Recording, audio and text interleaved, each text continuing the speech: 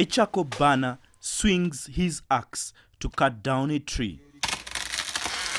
Many of Uganda's tree species are facing extinction because of charcoal burning. Charcoal burning is the main economic activity at this forest in central Uganda. I have been in the charcoal business for almost 20 years. I make a living out of it to sustain my home and family. I have bought land and even created other businesses out of charcoal trade. According to a recent report by Uganda's environment body, the country loses over 73,000 hectares of forest cover annually, and environmentalists believe this could be responsible for the recent harsh weather conditions across the country. This was once a thick forest, but as you can see, many of the trees have been cut down, mainly for charcoal. But for the young men who work here, it's a way out of poverty.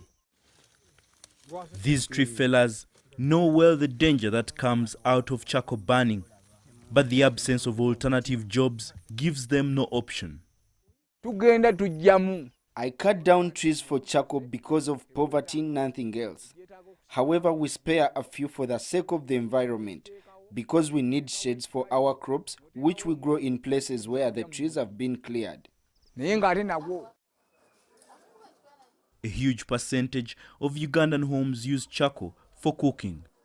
A bag of charcoal goes for about $25, and as the population grows, coupled with rapid urbanization, the demand for energy, especially cooking fuel, has increased. What should be done is to look for alternatives for the communities, for the citizens, for the people. For example, alternatives for energy.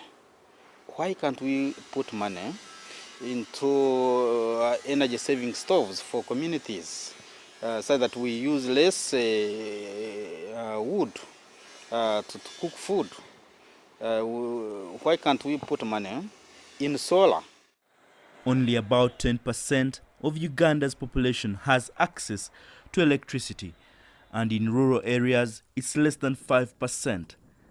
But the country's environment management authorities say discussions are underway to strengthen the legal system, which they say is slow to handle environmental crime.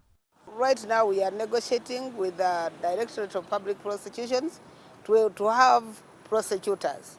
And once we have got special prosecutors who are sensitized and trained in handling environmental crime, then we also want to have a fast-track court which will handle environmental crime. Charcoal is estimated at 6% of the total energy consumption and is expanding at the same rate as urbanization. And a recent report by the National Environment Management Authority warned that Uganda could lose the rest of its forest cover by the year 2050 unless dramatic steps are taken to reverse the situation. Baleke, CCTV, Mukono, Central Uganda.